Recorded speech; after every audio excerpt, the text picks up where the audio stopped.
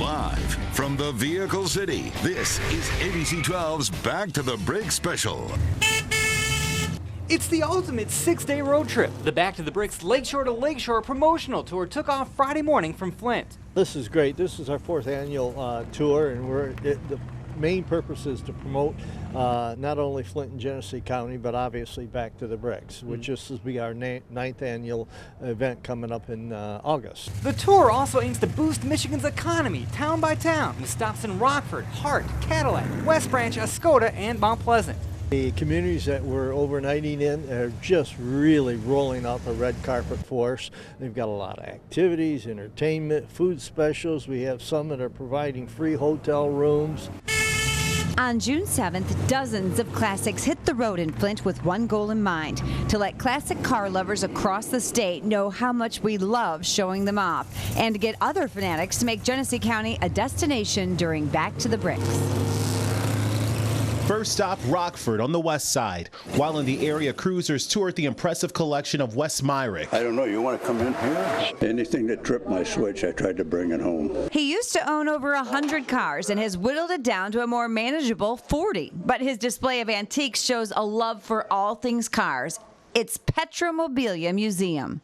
Next up, the Lakeshore Tour drove towards Lake Michigan and north to Hart. And who knew the city of just a couple thousand is home to the National Asparagus Festival. From there, the group made the 65-mile trek to Cadillac. Residents there are so inspired by Back to the Bricks, they've started their own summertime classic car show. Crossing the middle of the mitten, the tour made their way to West Branch on day 4.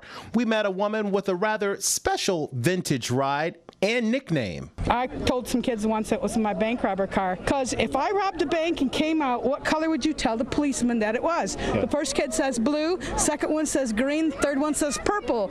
Her high-performance 77 Corvette changes 15 colors.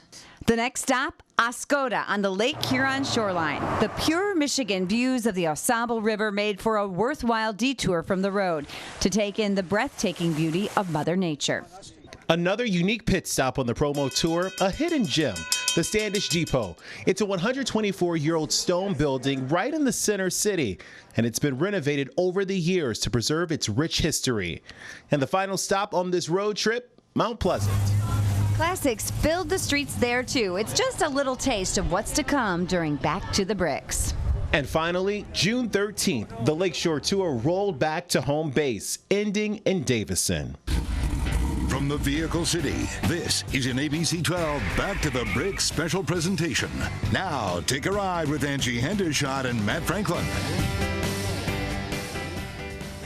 What an impressive sight. Downtown Flint is abuzz with classics and big crowds. A beautiful day out here as we celebrate this year's signature Back to the Bricks event. The 9th annual Back to the Bricks kicked off Tuesday with a showing of 70s classic Grease on the big screen.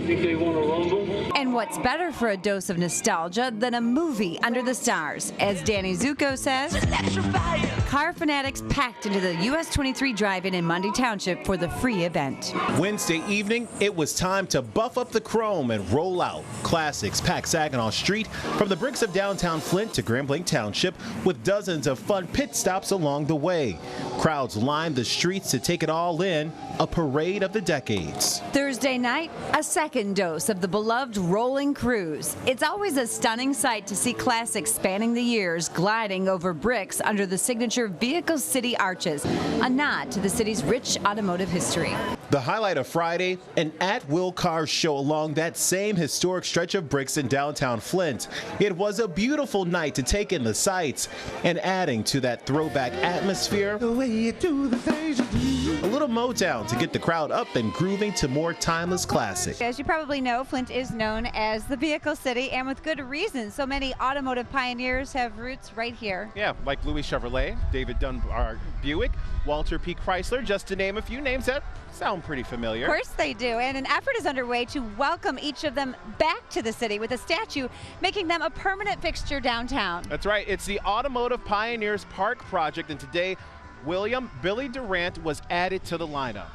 This morning, his statue was officially unveiled. Durant took a car company started by David Dunbar Buick and used it as a springboard to create General Motors. Yeah, his great-grandsons even flew in to be part of the historic moment. We caught up with him Thursday night.